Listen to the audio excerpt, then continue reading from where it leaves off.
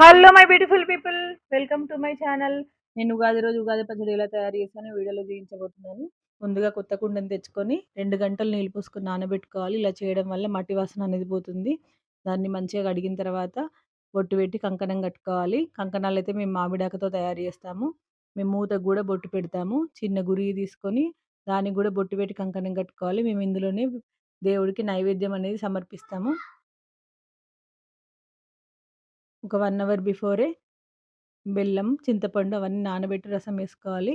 పుట్నాల పప్పు, గసగసాలు, సోంపు, కొద్దిగా మిరియాల పొడి, వేప పువ్వు, మామిడి తురుము, కొబ్బరి తురుము ఇవన్నీ వేసుకొని మంచిగా చెంచాతో కలుపుకోవాలి. ఉగాది పచ్చడి అనేది షడ్రుచుల సమ్మేళనం. మన జీవితం కూడా అలాగే ఉంటుంది. అందరికీ హ్యాపీ ఉగాది. నేను ఈ విధంగా ఉగాది పచ్చడి అనేది మా ఇంట్లో తయారు చేశాను. Bye guys.